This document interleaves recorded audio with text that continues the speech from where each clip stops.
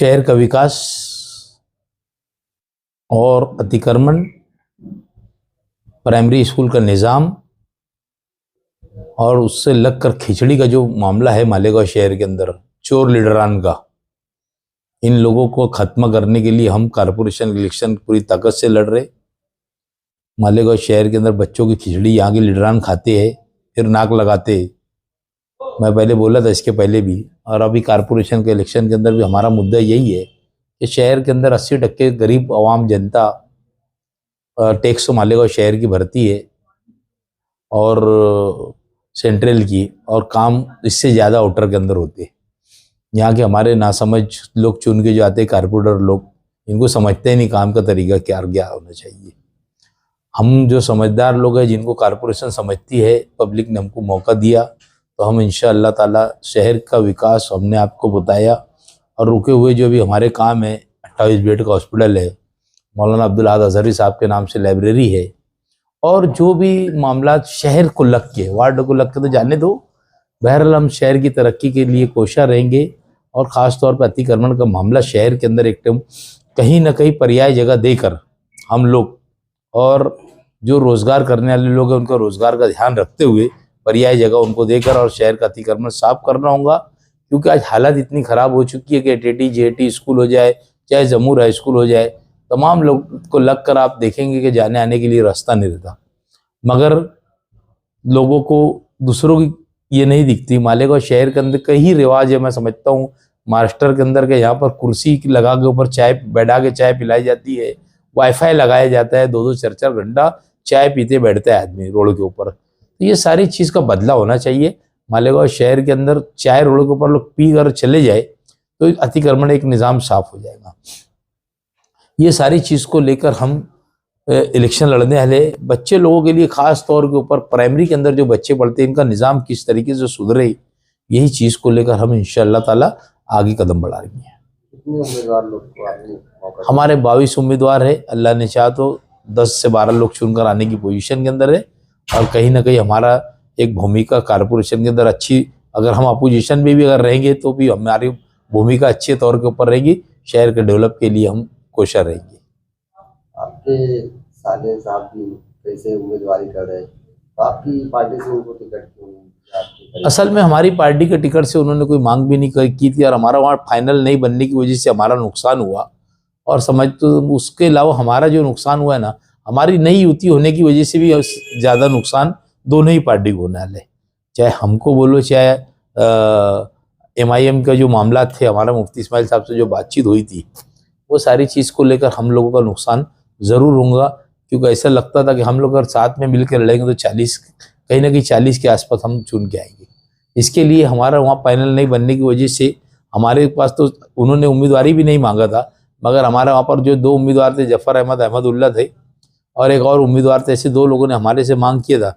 मगर and time पर जफ़र अहमद अहमदुल्ला ने भी MIM का टिकट लेकर वो भी उधर चले गए। वक्त भी आया है इस मक्तल हस्ती में, वो वक्त भी आया है इस मक्तल हस्ती में, जीते हैं यकी वाले, हारे हैं गुमा वाले। हजरात, महाराष्ट्र की 29 कारपोरेशन का इलेक्शन जारी हो चुका है, इसका बिगुल बज चुका है।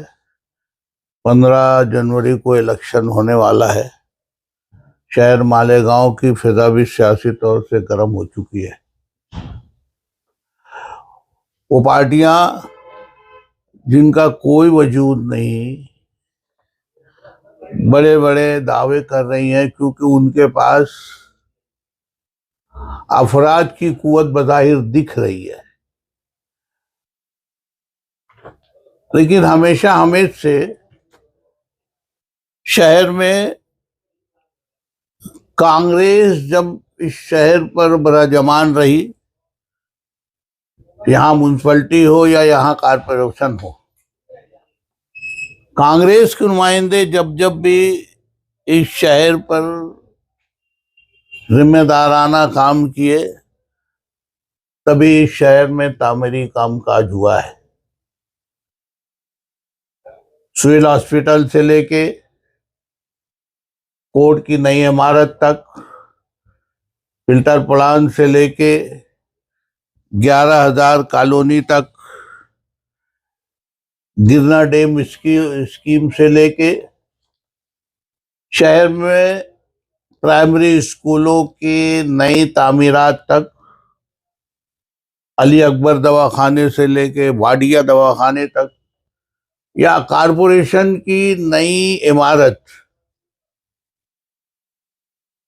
जहां जहां भी आप देखोगे कांग्रेस ने तामीरात के निशान छोड़े हैं।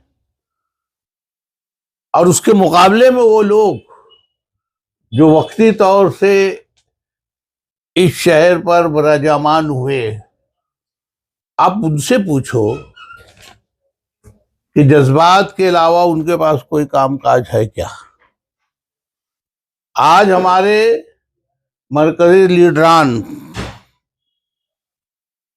हमारे मरकजी सदर मल्लिकार्जुन खड़गे साहब हो, हमारे लीडर राहुल गांधी हो, या इस शहर का कांग्रेसी नुमाइंदा एजाज बेग साहब हो, आप देख लीजिए, हम लोगों ने हमेशा अक़लियत नवाजी का सबूत दिया है। दलित हो, मुस्लिम हो, पिछड़ा समाज हो, हमने हर एक के जख्म पर मरहम रखने की कोशिश की है। आज मुल्क जिस फिरका परस्ती के दौर से गुजर रहा है, हमारा शहर भी उसके झोंके में बराबर शामिल है। हम इसको महसूस करते हैं, लेकिन हम अपनी जगह मुतमईन हैं। हमने बहुत मद्दोजर देखे हैं, ऊंच नीच देखी है, जीते हैं, हारे हैं, लेकिन हमने कभी भी अपने उसूलों का सौदा नहीं। आद अजहरी के नाम से लाइब्रेरी बनाने की उनको कोई गरज नहीं थी। बुनकर भवन के लिए भारी फंड देने की उनको कोई गरज नहीं थी। 28 बेड का हॉस्पिटल बनाने की, लेकिन वो शख्स बेगरज है, बेतकान है। दिल में कौम मिल्लत का दर्द है, इससे कोई इनकार नहीं कर सकता। मेरे एक साथी आज सुबह मिले इसे इलाके के, मैं नाम नहीं लूंगा, बोले उनके काम करने का ढंग मैं आपको बताऊं कि हमने उनसे कहा कि नई पाइपलाइन डाली गई है और उसमें मिट्टी आ गई है, उसकी वजह से हमको पानी मिकदार भर नहीं मिलता। हम लोग कई दिनों से परेशान हैं, हम लोग कारपोरेशन जा के थक गए हैं। बरमला उन्होंने पूछा कि नल का नंबर कब है? उन्होंने कहा कल। कितने बजे आता है? 3:30 बजे रात को। बोले मैं हैरत ज़्यादा था, 3:30 बजे मेरे बाजू में खड़े थे और बोले तो चलो कहाँ कहाँ तकलीफ है बताओ मुझको। और दूसरे दिन जेसीबी खड़ी थी और उन्होंने पूरी की पूरी लाइन उखड़वा कर हम लोगों की पाइपलाइन दुरुस्त करवाई है। मैं एकदम वसूख से कह रहा हूँ ये बात, अगर झूठ होगी तो मैं उस शख्स का नाम भी ले सकता हूँ। यह है काम करने का ढंग एजाज बेग का। बिजली कंपनी के कामकाज हो, बिजली के मसाइल की बात हो, अकलियतों के ऊपर जुल्म की कोई बात हो, पुलिस के कोई मामलात हो, आपस में रिश्तेदारी रवादारी की कोई बात हो, किसी की लेन देन का कोई मसला हो, जिस ढंग से हमारे लीडर काम करते हैं, लोगों को ऐसा लगता है कि उस काम को वो अपना काम समझकर पूरी जिम्मेदारी और तनदेही से करते हैं। फसादात के मामलात हो या यहाँ पर कोरोना के दिनों की बात हो, कहीं भी आप लोगों ने हमारे लीडर को, एजाज बेग को पीठ दिखाते हुए नहीं महसूस किया होगा। आज हम लोगों के बहुत सारे जो अज़ाइम हैं, उन अज़ाइम में ये भी है कि सरकारी नौकरियों में क्यों कर हमारे मुस्लिम बरादरी का तनासुब बढ़ाया जा सके। हाँ, इसमें एक बात जरूर है कि मराठी जबान से दूरी की वजह से, इसकी तालीम की कमी की वजह से हम लोगों को बहुत सारा टैलेंट होने के बावजूद, बहुत ज़हीन बच्चे होने के बावजूद हमारे बच्चों को बहुत सारी नौकरियां नहीं मिलती सरकारी दफातर में। इसलिए हमारे अज़ाइम है कि जो लोग ये चाहते हैं कि वो सरकारी मुलाजमत से मुंसलिक हों, हमारे अज़ाइम है कि हम आने वाले वक्तों में मराठी क्लास का इजरा करेंगे, उनको मराठी सिखाएंगे, बोलचाल से लेकर लिखना पढ़ना तक सिखा के इस दर्जे तक लेके जाएंगे कि सरकारी मुलाजमत में हमारी हिस्सेदारी हो। प्राइमरी स्कूल की हालत ज़ाहिर किसी से छुपी नहीं है। हमारे अज़ाइम है कि बम्बई तर्ज पर प्राइमरी स्कूल को 10वीं तक हम लेके जाएं। वहाँ पर हम लोग तालीम को राइज करने में कारपोरेशन में यही एक शोबा ऐसा है कि उर्दू नोइंग होने की बुनियाद पर हमारे तालीम याफ्ता टीचर हजरात को नौकरियां आसानी से मिलती हैं। मैं स्कूल बोर्ड का मेंबर था, मुझे याद है उस वक्त 1024 टीचर्स काम करते थे, यानी 1024 खानदान पलते थे। वो तादाद घटते घटते आज 430 के लगभग आ गई है। होना ये चाहिए था कि आज 1500-1600 लोग उससे मुंसलिक होना चाहिए था। यही वो शोबा है जिसमें उर्दू जानने की वजह से हमारे मुस्लिम तबके के लोग आसानी से इस सर्विस में लग जाते हैं। इसलिए हमारी ये कोशिश होगी कि प्राइमरी स्कूल की बढ़ोतरी हो और उसका म्यार इतना ऊंचा हो कि लोग अपने बच्चों को प्राइवेट स्कूल की बजाय सरकारी स्कूलों में पढ़ाई करने के लिए भेजें। हमारी मेंबर ऑफ पार्लियामेंट शोभा ताई बच्चाओं ने, बेशक इस शहर ने उनको 2 लाख वोट देकर 5 जगह से वो पिछड़ी हुई थी, हमने उस लीड को पूरा करके उनको मेंबर ऑफ पार्लियामेंट बनाया। इस बात को उन्होंने महसूस किया और वो एहसानमंद है कि इस शहर ने उनके साथ जो सुलूक किया वो हर दर्जे में शहरियों के एहसान को चुकाने की कोशिश में लगी हुई है। और इसीलिए उन्होंने सबसे बड़ा काम यह किया कि कैंसर हॉस्पिटल के लिए 200 बेड के हॉस्पिटल की मंजूरी उन्होंने करवा ली है और अल्हम्दुलिल्लाह अनकरीब जगह के साथ उसका इजरा होगा और शहरियान के लिए एक बहुत बड़े मसाइल का हल हमारे सामने होगा। बच्चों के खेल कूद की बात हो या बुजुर्गों के लिए गार्डन की बात हो, ये सब हमारे अज़ाइम में है। हम बहुत सारी बातें हवा में नहीं करते। जैसे माजी करीब में हम लोगों ने काम किया है और कांग्रेस ही काम करती है, हमने साबित किया है।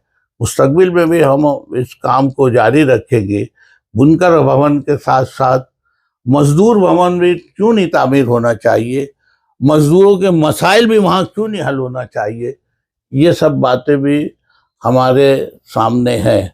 और इंशाअल्लाह हम बराबर इसके लिए पूछा है कि उस छत के नीचे मजदूर अपने मसाइल हल करने के लिए अपनी बातें रखें। और जहाँ तक मेडिकल लाइन की बातें, आज सबसे ज़्यादा इसमें हमारी ख़वातीन जो परेशान होती हैं, ख़ासतौर से जश्की के दिनों में, हमारी पूरी कोशिश होगी कि वाडिया हॉस्पिटल हो, अली अकबर हॉस्पिटल हो, हारून अंसारी हॉस्पिटल हो, सिविल हॉस्पिटल हो, हर जगह इस ढंग से मॉडर्न ऑपरेशन थिएटर के साथ जचके का निज़ाम वहाँ पर यानी आसानी से हल हो, और धूलिया और बाहर शहरों में हमारी ख़वातीन जाने से बच जाएं। अलग अलग बीमारियों के अलग अलग शोबों को हम लोग चाहते हैं कि यहाँ के दवाखानों में हम लोग राइज करके उसके स्पेशल डॉक्टर्स हम लोग यहाँ पर मामूर करें। अल्हम्दुलिल्लाह इसके साथ साथ बहुत सारे अज़ाइम हमारे सामने हैं। एक बात तय है, देर सवेर इस मुल्क पर अगर किसी को राज करने का हक है तो कांग्रेस पार्टी है, क्योंकि वो सबका साथ सबके विकास की बात करती है। हिंदू मुस्लिम झगड़ों में, मंदिर मस्जिद झगड़ों में कभी नहीं पड़ती, हमेशा इसके खिलाफ सफ़र आजमा रहती है। और अल्हम्दुलिल्लाह ये शहर कांग्रेसियों का शहर है, गंगा जमनी तहजीब का शहर है। हम बराबर इसके लिए पूछा है कि हमारा खोया हुआ मकाम हम फिर से हासिल करें।